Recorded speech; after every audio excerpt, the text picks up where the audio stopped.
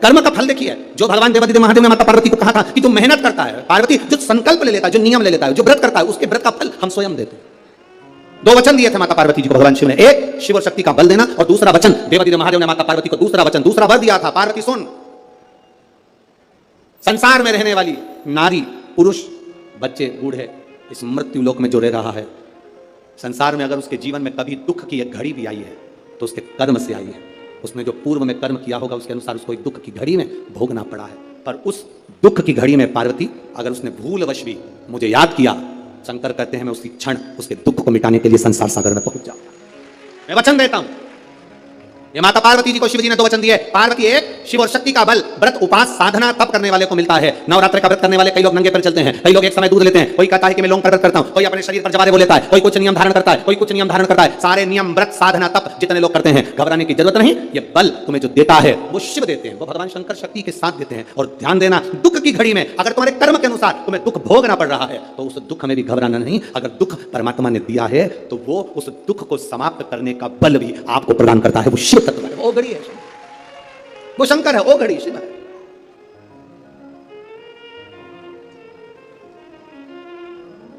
वो शंकर आपके बल को जो बढ़ा रहा, आपके विश्वास को जो दृढ़ कर रहा। महाराज राजा प्रसेन ने विचार कर लिया, दोनों बेटी का विवाह करना है। नेनुका का विवाह करूंगा किसी राजा के साथ और रेणुका का विवाह करूंगा किसी ऋषि के साथ। नेनुका सहस्त्रार्जुन को दी गई, जिसकी हजारों भुजाएं थी, खूब राजसी ठाठ था, खूब बल था। नेनुका सहस्त्रार्जुन को दी गई, जितने रावण को भी अपने काबू में कर रखा था। ढेर बल था सहस्त्रार्जुन के पास में, ढेर संपदा थी सहस्त्रार्जुन के पास में। बड़ा प्रबल, बड़ा वीर राजा था सहस्त्रार्जुन, बड़े प्रबल थे सहस्त्रार्जुन। सहस्त्रार्जुन साधारण नहीं थे, बड़े प्रबल, बड़े वीर। जो रावण को भी अपने कब्जे में रखता हो वो साधारण नहीं हो सकता है।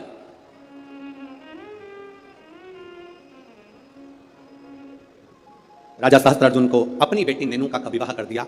अब आई बारी रेणुका की, तो फिर विचार करा गया इस रेणुका का विवाह मैं करूं तो करूं किससे, किसको दूं। तब कहा, बेटी जितनी तू शंकर की आराधना करती है, जितनी तू शिव जी की उपासना करती है, तेरा पति भी शंकर की आराधना करने वाला होना चाहिए।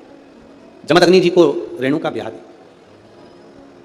जमदग्नि जी को जब रेणुका ब्याही, रेणुका का तप साधना देखिए कितनी प्रबल थी।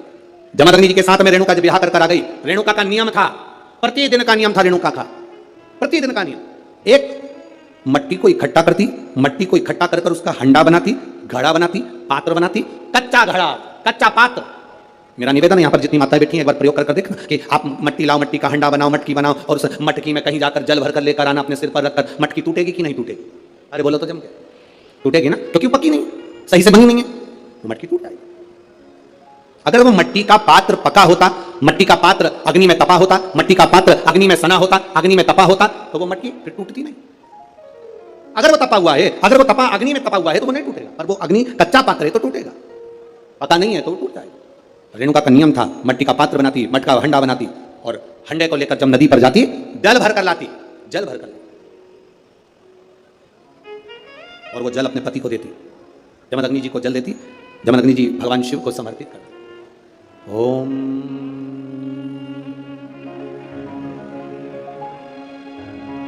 नमः शिवाय,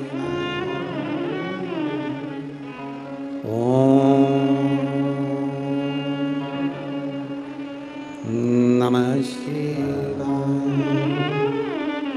ओम नमः शिवाय। घड़ा लाई, जमदग्नि जी को दिया, जमदग्नि जी ने शिव जी को समर्पित किया। कच्चे घड़े में जल भरना, लाना, शंकर जी के लिए अपने पति को देना, समर्पित करना।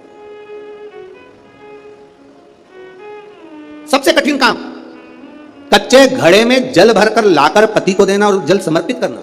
एक बार जमदग्नि जी के मन में भाव प्रकट हो गया कि मेरी पत्नी रोज घड़ा बनाती है, रोज हंडा बनाती है, रोज कच्चा घड़ा तैयार करती है और रोज जल भरकर लेकर आती है। मेरी धर्म पत्नी आखिर ऐसा क्या तप साधना, ऐसा क्या तपबल, ऐसी क्या प्रबलता जो कच्चे घड़े में जल भरकर लाती है, कच्चे घड़े में जल भरकर लाना। मेरी जीजियों, एक बात अपने जीवन में उतार कर रखना, कभी जिंदगी में अगर कभी ऐसा योग लगे, कभी तुम्हारे जीवन में कभी ऐसा लगे अब तो थोड़ी शरद चालू हो गई, ठंडक चालू हो गई, तो मट्टी के पात्र का जल से शिव का अभिषेक कभी तो नहीं हो सकता, पर बैसाख महीने में, ज्येष्ठा महीने में कभी मौका लगे अपने जीवन में और तुम्हें लगे कि मेरे जीवन में दुख समाप्त ही नहीं हो रहा, मेरे दुख जा ही नहीं रहा, तो 5 बेलपत्र, 5 बेलपत्र। एक आप लोगों को इस पत्र में शिवलिंग लगा हुआ है तो हम आपको इसी से समझा देते हैं। एक बेलपत्र जिसकी डंडी का भाग जल जहां से बहकर बाहर निकल रहा है, अशोक सुंदरी का स्थान देखा है ना सब लोगों ने, बस उसी स्थान पर पहली बेलपत्र। दूसरी बेलपत्र पार्वती जी के स्थान पर अर्थात जो जलाधारी है वहां पर।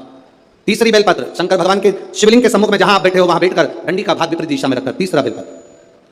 चौथा बेलपत्र भगवान शंकर का जल जहां से नीचे गिर रहा है उस ओर सीधी बेलपत्र नीचे की ओर। और 5वीं बेलपत्र शंकर भगवान के अशोक सुंदरी के स्थान को छुआकर नंदी के पास रखकर, जो घड़े में जल है अर्थात मट्टी के पात्र में जो तुम जल लेकर गई हो उस पात्र के जल से शंकर का अभिषेक कर देना, शिव को वो जल समर्पित कर देना। जिंदगी में कैसा भी दुख हो वो कटता ही है, वो दुख रह नहीं सकता, ये निश्चित था।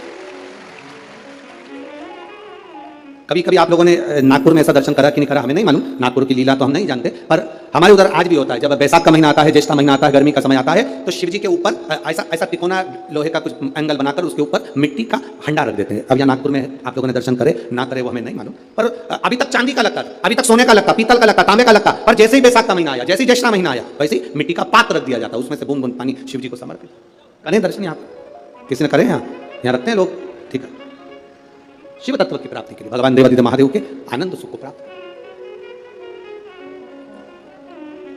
जल, अग्नि, आकाश, वायु, पृथ्वी, 5 तत्व भगवान शंकर के ये 5 मुख हैं, इसलिए आरती में भी हम लोग कहते हैं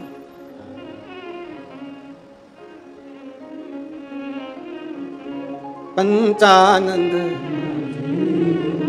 भोले पंचानन राजी, हंसासन गरुड़ासन, हंसासन गरुड़ासन, वृषवाहन साजे, ओम जय शिवा ओंकारा, 2 भुज 4 चतुर्भुज, 10 भुज अति सोहे, भोले 10 भुज अति सोहे।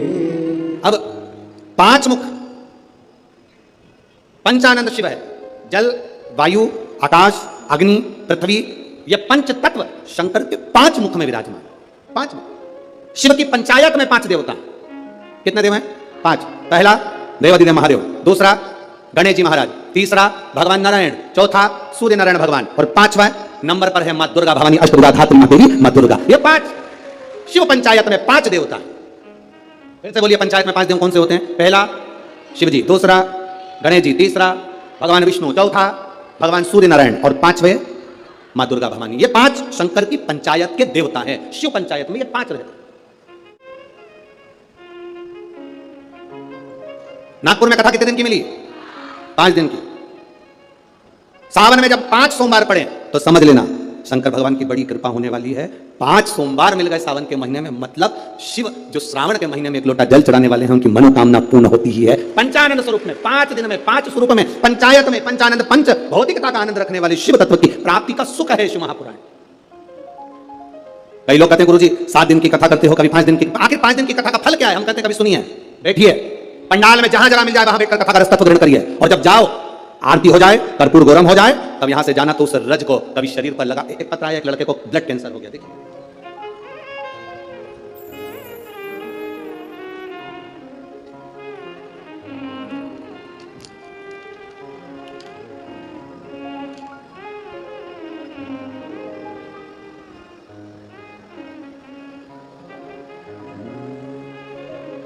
शंभु शरण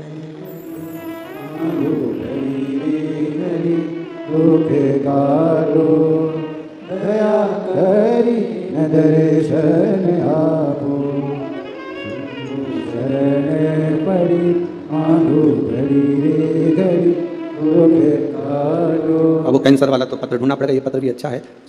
मेरा नाम मसीजा शुभम विलास पटुआर, 27 साल की उम्र है, मुकाम पोस्ट तहसील बड़सा, जिला गढ़चिरौली, महाराष्ट्र राज्य। कहीं बैठे हो? हाथ हिला सकती, कहीं बैठे हो? तो हाथ हिला सकती हैं जहां कहीं बैठी हैं। गुरुदेव,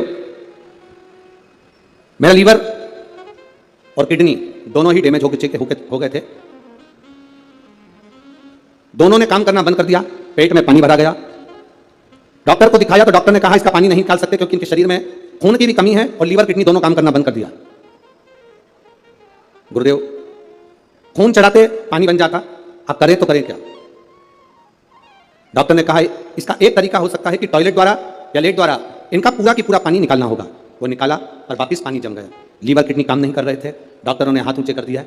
डॉक्टरों का कहना था इसका कोई इलाज नहीं है, आप किसी भी हॉस्पिटल में ले जाओ, बड़े से बड़े हॉस्पिटल में ले जाओ तो इनका किडनी लीवर का या तो बदला जाए तब कुछ काम करे, परंतु इनका कोई फल नहीं है। हम उनको घर ले आए, गुरुदेव किडनी लीवर काम नहीं कर रही। डॉक्टर ने कहा आप ले जाओ, पर मन नहीं माना। हमने दूसरे हॉस्पिटल में उनको भर्ती करा, वहां पर भी इलाज चालू हुआ पर आराम नहीं लगा क्योंकि किडनी लीवर दोनों बेकार हो चुके थे। अब किसी ने कहा कि शिव जी को जल चढ़ाओ, वो जल लाकर इनको पिलाओ और एक बेलपत्र इनके नजदीक में रखो। हमने वही करना प्रारंभ करा। देवाधिदेव महादेव को जल चढ़ाते, वो जल इनको आचमन कराते। बाबा का कृपा का मैं क्या वर्णन करूं गुरुदेव। 2 अक्टूबर 2023 को बाबा की कृपा से उनकी तबीयत में सुधार आना प्रारंभ हुआ।